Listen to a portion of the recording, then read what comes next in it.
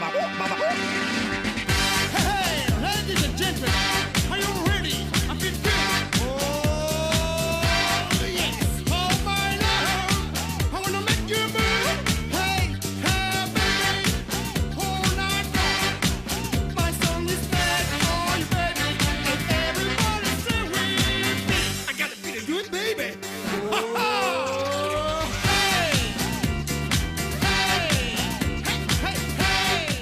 Bienvenidos nuevamente a Semanario, acérquense, pónganse cómodos, tenemos media hora por delante para hablar, siempre tenemos grandes protagonistas de Córdoba, del país también, foráneos nos han visitado, sobre todo a través de Zoom, que es esta tecnología que nos ha dejado la pandemia, esta forma de comunicarnos, que sería de entre lo muy poquitito de lo bueno, ¿no? De lo que hemos aprendido, de lo que ha sucedido. El doctor Hugo Pizzi ya está con nosotros. El Zoom nos podría haber servido días atrás si él todavía andaba por Europa, porque entiendo que ha estado de viaje, ahora nos va a contar exactamente haciendo qué, pero bueno, lo tenemos nuevamente en la Argentina. Doctor, ¿qué tal? Bienvenido. ¿Qué tal, Cruz? El placer de verte, el placer de estar en tu espacio. Bueno, sí, estuve en las reuniones de expertos que eran los que insistían con que esto no había terminado. Bien. Y realmente tenían razón cuando emitieron este concepto hace más de 60 días, porque China hoy tiene 3 ciudades, entre ellas Hong Kong, que están totalmente aisladas con mano militar. Corea del Sur tiene problemas, Inglaterra nuevamente con problemas y Alemania con problemas. O sea, el concepto en general es que esto es transición epidemiológica, no es el final. Y para poder estar bien y sólido hay que tener en estos momentos, antes que llegue el invierno, las 3 dosis de COVID, anti-COVID, y tener la dosis de la vacuna antigripal. Con eso, evidentemente, vamos a estar en una condición muy favorable cuando empiecen a bajar las temperaturas. Hay una sensación de que ya hemos entrado en una normalidad como la que conocíamos antes, por supuesto, de la pandemia, por la soltura, ¿no? Por la forma en que ya nos podemos mover y demás.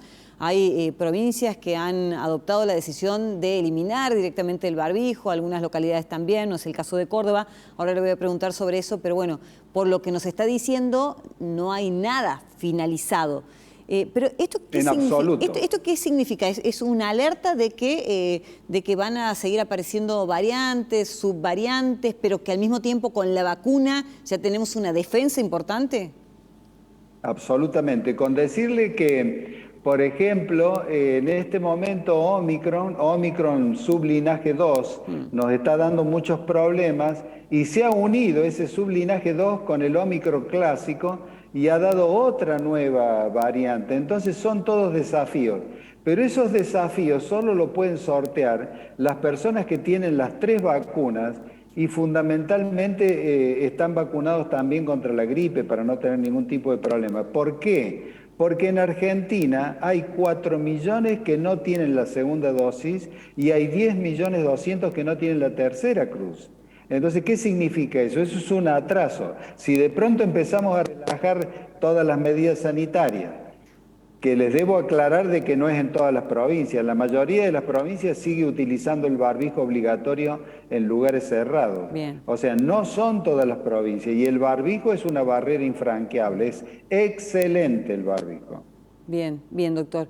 Le pregunto sobre lo que han estado viendo, sobre todo en el último tiempo en Europa. ¿Qué medidas se han tomado en relación a estas subvariantes? Porque seguramente es lo que se vendrá más adelante a la Argentina, ¿no? Siempre ha sucedido así, es una fotografía de lo que va a venir o de venir después en nuestro país. Digo, ¿se han tomado medidas restrictivas o simplemente, y en pos de conservar la economía de cada uno de los países, lo que se hace es insistir con la vacunación?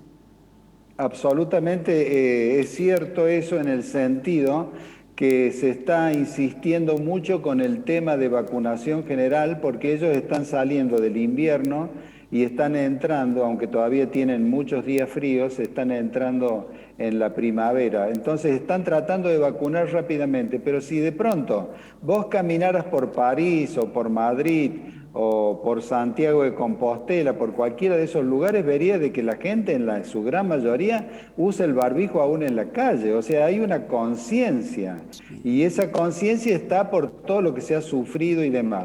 Pero debo comentarles que ya hay muchos congresos de neurología, reuniones y demás, donde están todos abocados a qué se hace post-COVID, para ver cómo se manejan todos los daños que dejó el COVID, porque de aquí en más vamos a tener que hacer un inventario, y ese inventario va a ser qué secuela dejó en el cerebro, qué secuela dejó en el corazón, qué secuela dejó en el pulmón, que era el órgano de choque. Y eso se está estudiando y se están armando equipos multidisciplinarios para tratar de subsanar todo ese daño, que en algunos casos, debo ser sincero, no se puede lograr nada, ¿no? Doctor, hablamos de secuelas por parte de pacientes que la pasaron, digamos, de manera más aguda a la enfermedad, ¿o no necesariamente?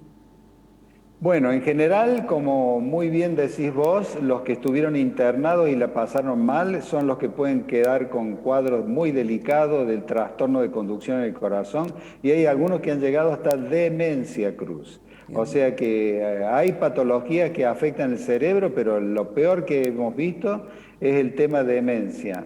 Pero es importante que sepas que en Argentina se hizo un estudio muy interesante sobre los asintomáticos. Y de los asintomáticos, que ellos siempre creyeron que pasaron la enfermedad de una manera muy lábil, hay un 30% que ha quedado con una secuela, ya sea o a nivel de pulmón, o a nivel de corazón, o a nivel de cerebro. Pero lógicamente, comparado con el que estuvo internado, no son tan graves. A lo mejor es irritabilidad, insomnio para el cerebro, falta de oxigenación adecuada para pulmón, o puede ser también el caso concreto de arritmia en el corazón, ¿no? Bien, doctor, están los asintomáticos y aquellos que al menos creyeron que nunca lo tuvieron, como en mi caso, al menos no supe si lo tuve. Y en ese caso, ¿conviene hacer algún tipo de estudio para cerciorarse o no hace falta? Bueno, los que fueron pioneros acá es un hospital de la ciudad de Santa Fe que se llama Hospital Cuyen, de la ciudad capital, donde empezó a citar a todos los asintomáticos con o sin certeza y empezó a hacerle estudios de sangre y de tomografía computada una vez por mes. Y ahí se vio perfectamente que el 32% de todos los asintomáticos tenían pequeñas, medianas o leves alteraciones que antes no la habían tenido. O sea que yo creo que siempre es conveniente, cuando uno note que su cuerpo no es el mismo de antes, consultar. Creo que es muy criterioso hacerse los estudios. Bien, volviendo al barbijo, porque hemos escuchado hasta de la boca de distintos médicos, que algunos lo aconsejan y otros entienden que ya no es necesario por el nivel de vacunación y demás. Usted deja claro que es necesario seguir usándolo.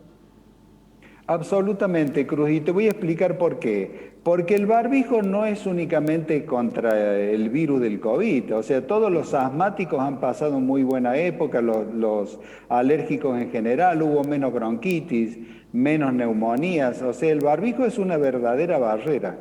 Y si vos analizás un poco, que muchas veces en los noticieros lo has cronicado, los países asiáticos hace más de 30 años que cuando uno visualiza un área peatonal hay un 30% de personas que usan barbijo.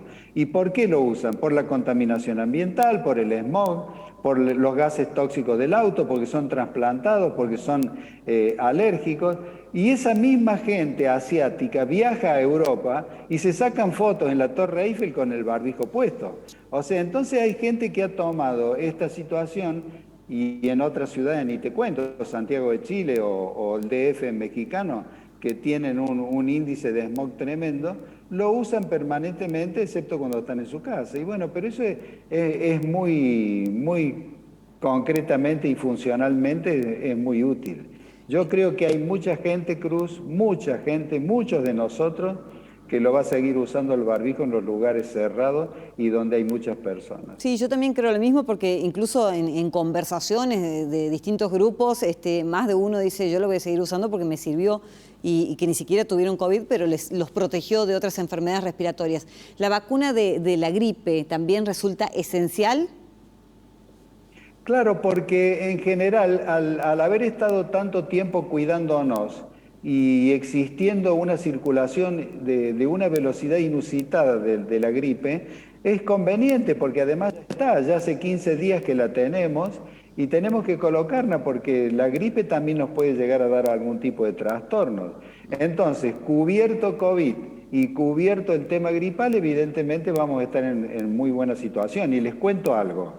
Los últimos índices y estadísticas que dan dicen en el mundo, ¿no? 70% de los muertos son no vacunados, 10% de los muertos son personas que están mal vacunadas, que tienen una sola dosis.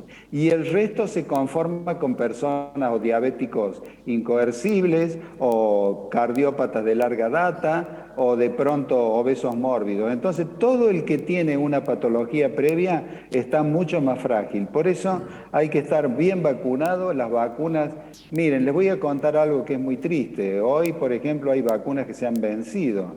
Entonces, es fundamental de poder utilizarlas rápidamente porque tenemos infinidad de vacunas, pero nos faltan brazos para vacunar.